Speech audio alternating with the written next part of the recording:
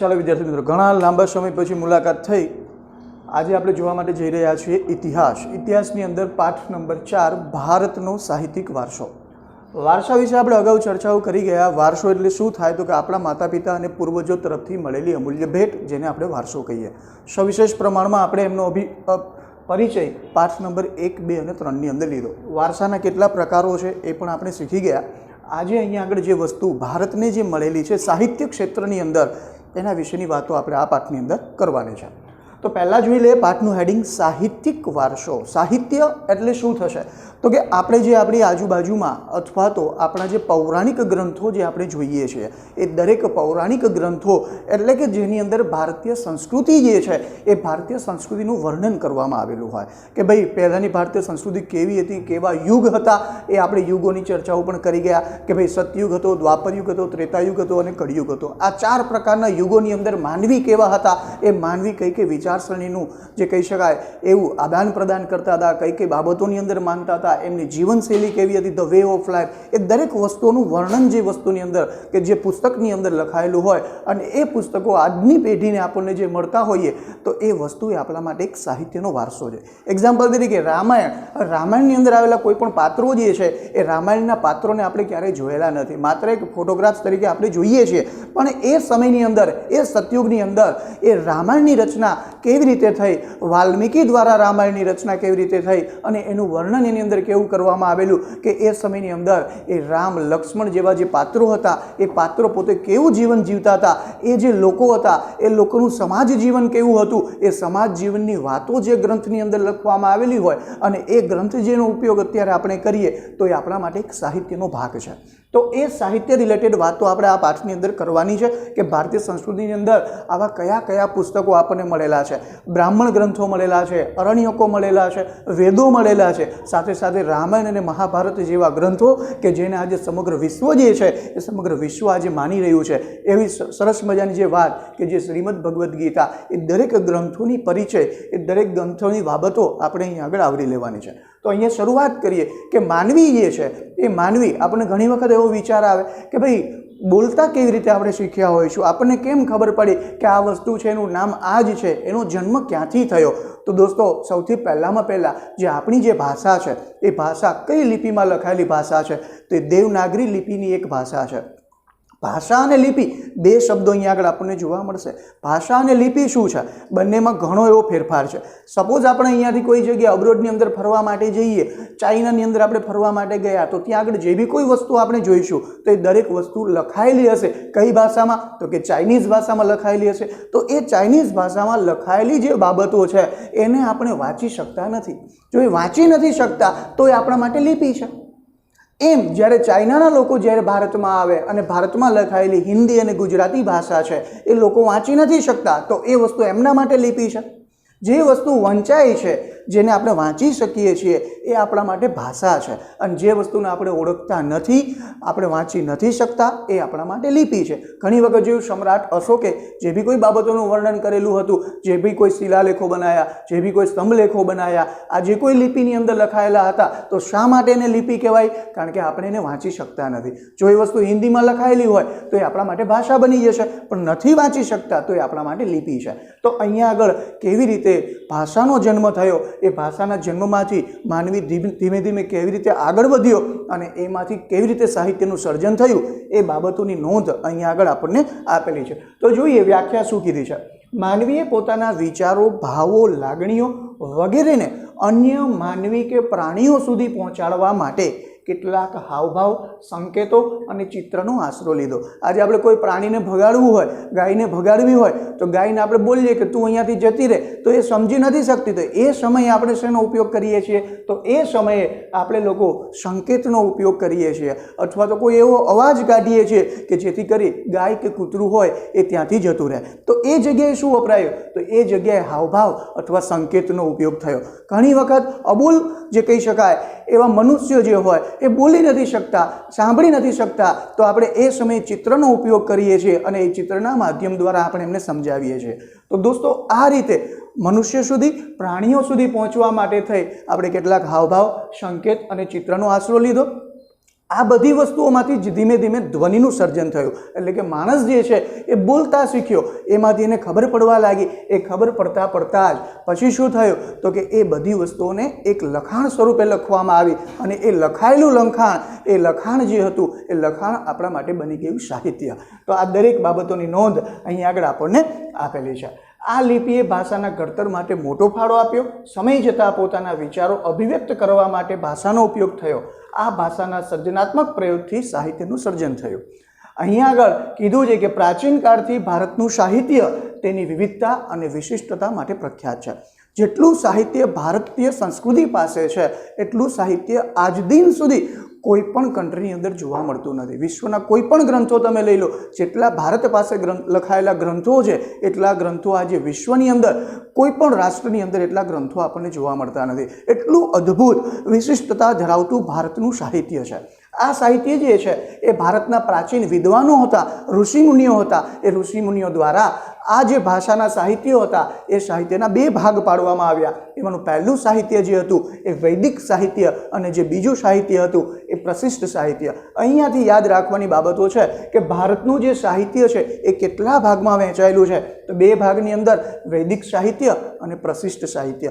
વૈદિક સાહિત્ય એટલે શું થાય તો કે જે સાહિત્યની અંદર વેદોનો ઉપયોગ કરવામાં આવેલો હોય એ વેદો દ્વારા રચાયેલું સાહિત્ય જે છે એને વૈદિક સાહિત્ય કહેવામાં આવે. અને પ્રશિષ્ટ સાહિત્ય એટલે શું તો આપણને બધાને ખબર છે કે 12 ગાવે બોલી બદલે કેસ ન બદલે લાખા, લખણ ન બદલે લાખા. કે એ બાબત એવી છે કે આપણે ગમે તેટલા ગામ બદલાવતા હોઈએ પણ બોલી જે છે એ બોલી બદલાઈ જતી હોય. એટલે લોકો જે શું કરતા હોય એ લોકો પોતાની ભાષાની અંદર એને કહેવામાં આવે કબીર જે છે એ કબીર એને સધુકડી કે આપણે એમને લોકબોલી કહીએ. એ લોકબોલીમાં લખાયેલું સાહિત્ય એ સાહિત્ય જે છે એ આપણા માટે પ્રશિષ્ટ સાહિત્ય છે. તો આવા સાહિત્યનું સર્જન થયું. ઋષિમુનિઓ દ્વારા આવા સાહિત્યોની રચના થઈ.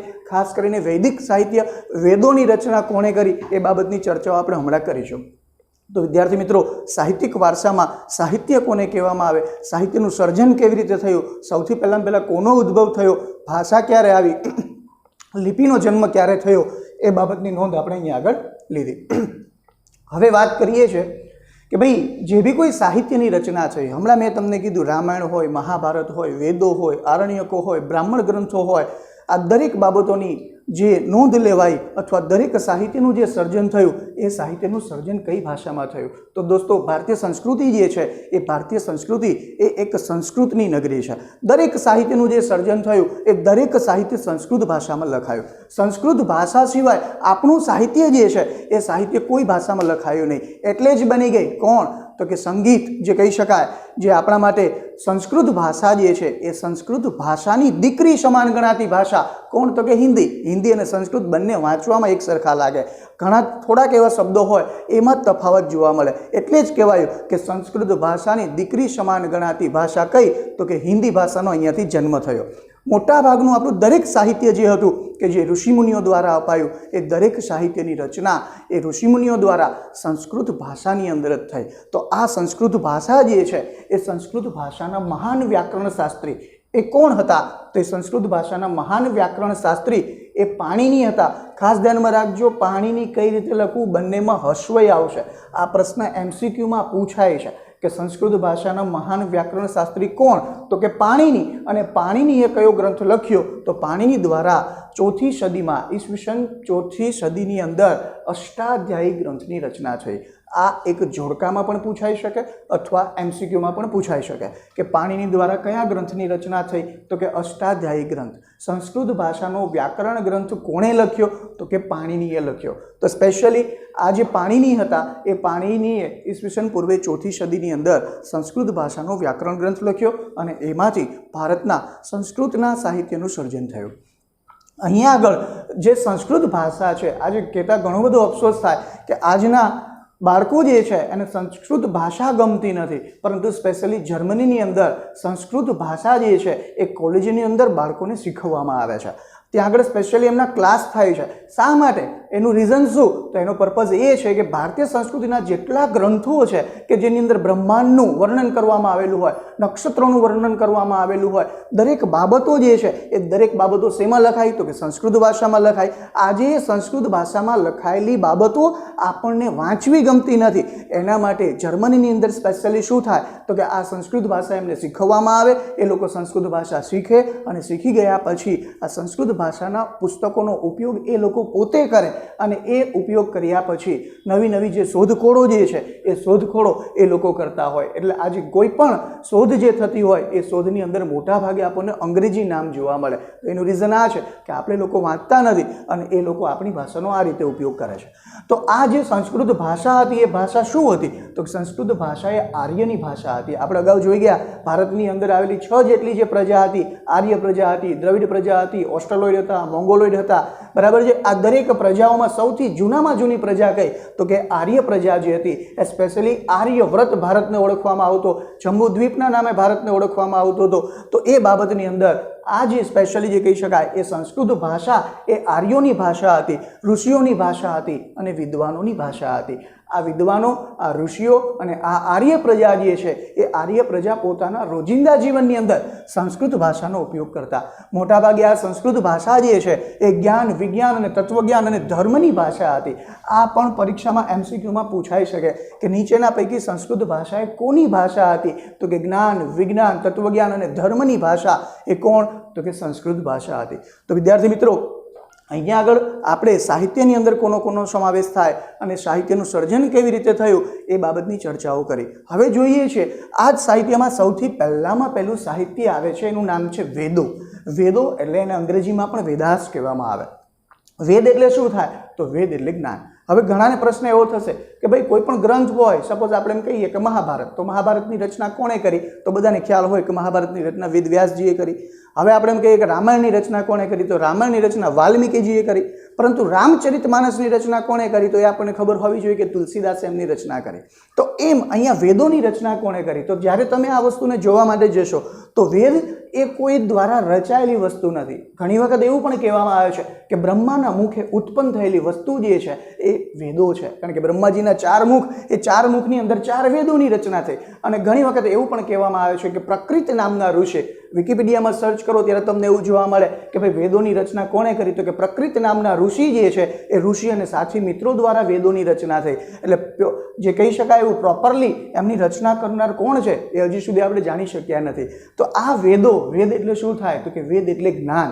તો અહીંયા વેદોની અંદર એ અદ્ભુત વેદો છે. વેદોની રચના એ કઈ રીતે થઈ, એમાં શેનું વર્ણન કરવામાં આવેલું છે? વેદો બહુ અઘરા છે. વેદ જે છે એ વેદની અંદર શું હોય? તો અહીંયા તો આપણા માટે 4 જ વેદ છે, ઋગ્વેદ છે, યજુર્વેદ છે, સામવેદ છે અને અથર્વવેદ છે. પણ અહીંયા વેદોનું કામ પૂરું થતું નથી કે 4 પુસ્તકો લઈ લઈએ અને 4 પુસ્તકો એટલે 4 વેદનું કામ પૂરું. ના, એવું છે કે ઋગ્વેદ એ એક પોતે છે. સાથે સાથે ઋગ્વેદના મંડળો છે, જેને આપણે સંસ્કૃત ભાષામાં મંડળ કહેવામાં આવે. અને ભાગ હોય તો આપણી પાસે ટેક્સ્ટ બુક હોય તો ભાગ પહેલો અને ભાગ બીજો. એમ ઋગ્વેદની અંદર શું છે? તો કે એક ઋગ્વેદ પ્રોપર મેઇન છે, સાથે સાથેના 12 મંડળ છે. એટલે ઋગ્વેદની લગભગ 13 બુક થાય. એવી રીતે યજુર્વેદ, તો યજુર્વેદ પોતે એક અને એના 13 મંડળો. એવી રીતે આ વેદો છે એટલે લગભગ 50 થી 52 જેટલી બુકો થાય ત્યારે વેદોની રચના થાય. અને એક વેદની અંદર પત્તાઓની સંખ્યા કેટલી? તો કે એક વેદની અંદર પત્તાઓની સંખ્યા 900 થી 1000. એટલે કે ઋગ્વેદ આપણે લેવા માટે જઈએ તો ઋગ્વેદની અંદર ટોટલ પેજીસની સંખ્યા આપણે કેવી હોય? તો ઋગ્વેદની અંદર પેજીસની સંખ્યા ઓછામાં ઓછી 13 થી 14,000 થાય. ત્યારે દોસ્તો આ વેદોની રચના થઈ. આ વેદોની અંદર બધી વસ્તુઓ લખાય. કેવી વસ્તુઓ લખાય? કે ભાઈ કળિયુગ, તો કળિયુગ આ સમયે શરૂ થશે, એ સમયગાળાની અંદર માનવી આવું કરતો હશે. કળિયુગની વ્યાખ્યામાં બતાવવામાં આવી. કળિયુગની વ્યાખ્યામાં એવું નથી કીધું કે માનવી જે છે એના માથા ઉપર શિંગડા હશે. જે વસ્તુ કહેવાય એ પ્રોપરલી વસ્તુઓ સાચી પડી. આ વેદો એટલે જ્ઞાન. સતયુગની અંદર શું થશે? સતયુગમાં કોનો જન્મ થશે? દ્વાપર યુગમાં કોનો જન્મ થશે? ત્રેતાયુગમાં શું થશે અને કળિયુગમાં શું થશે? આ દરેક બાબતોનો આવર્તન કાળ કેટલો હશે, કયો યુગ કેવડો હશે, એ દરેક વસ્તુ એમાં લખાય. અને આજ દિન સુધી કદાચ તમે વેદો જોશો તો તમને ખ્યાલ આવશે એક્ઝેક્ટલી એક વન ટાઈપ ઓફ પ્રિડિક્શન, એક ભવિષ્યવાણી જે તે સમયે આ ઋષિમુનિઓ દ્વારા કરવામાં આવી. એ ભવિષ્યવાણી આજ દિન સુધી એમાં કશું ખોટું પડ્યું નથી. એવા અદ્ભુત વેદો, એ વેદોની રચના થઈ એમાંનો પહેલો વેદ એ ઋગ્વેદ. આ ઋગ્વેદ એ ચારે ચાર વેદોમાં સૌથી જૂનામાં જૂનો વેદ, એકદમ પ્રાચીનતમ પુસ્તક. આ વેદનો ઉપયોગ કરવો હોય તો એના માટે સામવેદની જરૂર પડે. સામવેદ જો આપણને આવડતો હોય તો જ આપણે ઋગ્વેદનો ઉપયોગ કરી શકીએ. કારણ કે કહેવાયું શું કે ભાઈ સામવેદ તમે વાંચો તો સામવેદ દ્વારા ઋગ્વેદની અંદર બોલાયેલી ભાષા યાની કે લખાયેલી ભાષા તમે વાંચી શકો. બાકી તમને ઋગ્વેદમાં ખબર ના પડે તો પ્રોપરલી પહેલું સામવેદ સમજવો પડે, જેને આપણે સંગીતની ગંગોત્રી કહીએ. સંગીતની અંદર જે બાબતોનું વર્ણન કહેવાયું એ બધું સામવેદમાં આવ્યું. તો આ દરેક બાબતો જો આપણને આવડતી હોય તો જ આપણે ઋગ્વેદ વાંચી શકીએ. એટલે ભારતીય સંસ્કૃતિનું પ્રાચીનતમ પુસ્તક, સૌથી જૂનામાં જૂનું પુસ્તક કયું તો કે ઋગ્વેદ. આ ઋગ્વેદની અંદર ટોટલ એવા કહેવામાં આવ્યું કે ભાઈ 1028 ઋચાઓનો સંગ્રહ. હવે અહીંયા પ્રશ્ન થયો ઋચાઓ. ઋચાઓ એટલે શું થાય? ઋચાઓ એટલે મંત્રો, મંત્રો એટલે સ્તુતિઓ. 1028 જેટલી ઋચાઓ જે છે, 1028 જેટલી ઋચાઓ, મંત્રો અને સ્તુતિઓ જે છે એ ઋગ્વેદની અંદર આપવામાં આવી. આ ઋચાઓમાંથી મોટા ભાગની ઋચાઓ કેવી તો કે દેવોને લગતી સ્તુતિઓ, દેવોને પ્રસન્ન કરવા માટેની સ્તુતિઓ અહીંયા આગળ બતાવો. મિત્રો વેદોની અંદર એટલી તાકાત હતી. આપણે કદાચ જૂની સિરિયલો જોતા હોઈશું તો આપણને ખબર પડતી હશે કે એ સિરિયલોની અંદર કદાચ માણસ મરી ગયો હોય અને એ માણસના શબને જો એ ઋષિમુનિ પાસે લઈ જવામાં આવે તો એ ઋષિમુનિ જે છે એ ઋષિમુનિ મંત્રોચ્ચાર કરતા હોય.